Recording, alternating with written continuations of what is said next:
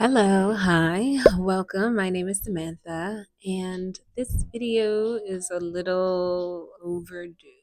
So, at the end of last year, I finished up this 6 months to change my life challenge, and then I never wrapped it up, which I think is fitting considering that it didn't end the way I expected it to anyway. So, here we are, middle of March, and I just kind of wanted to give that challenge some closure.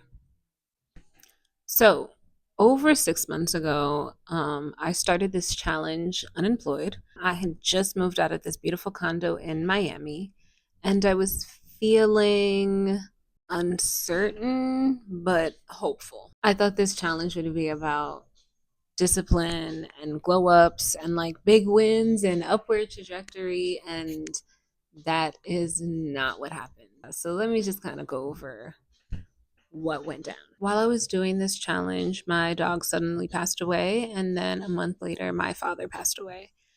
And for a while there, I thought about dropping the challenge and just dropping YouTube altogether. Um, and for some reason, I didn't.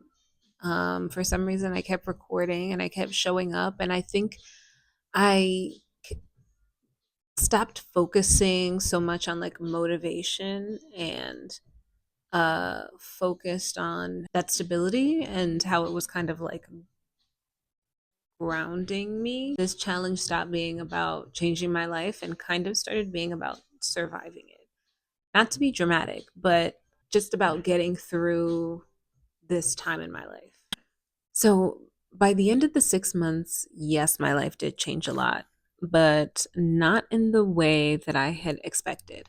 Like almost all of the biggest changes that had happened were completely out of my control. And I didn't optimize my way into a different life. Life just changed on its own. Life just happened. And eventually in November, I moved out of Florida and back home to New York. And that was the last video that I uploaded. And that alone is like a big life change. Okay, but I would say, even in the midst of all of the grief and uncertainty and instability, I did make an attempt to build things, and I did build things. I made updates to my portfolio and to my personal website. I worked on a running club app with some friends of mine, and I worked on a family tree and family album website for my family personally. I also read a bunch of books. I got into crochet and I worked on a blanket. I didn't finish it, but it's not abandoned. I'm still working on that. Fitness wise, I showed up more than I give myself credit for. I didn't really run and I didn't really lift, but I really got into rowing. I did a lot of walking, making sure that I kept getting my steps in, drinking lots of water, fruits and vegetables, my smoothies, protein shakes, things like that. So, yeah, I did fall off of running. I did fall off of lifting, but I did keep moving. And I think that that really is all that matters, I guess. Okay, so here is the truth. This challenge did work, just not in the aesthetic montage ready way that I guess you would anticipate or that I imagine. But it did keep me anchored during this really hard time in my life. And I think because of that, it gave me something to hold on to um, through this instability and really rocky time. So I'm thinking I might run it back, kind of. So I am essentially rebuilding my life right now. I am back in New York. I just moved into this new apartment in Astoria, Queens.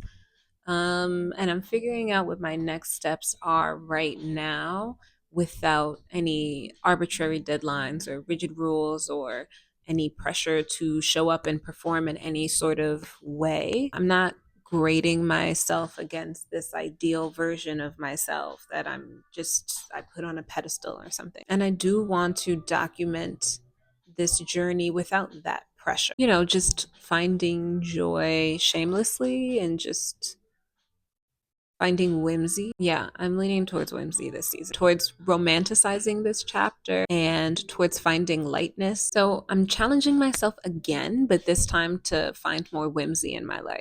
And now I'm realizing whimsy might probably be my word of the year. So if you are still watching this one, thank you for sticking around. You are a real one. And if any of this resonates, I hope you know that you are not alone. Progress is not linear.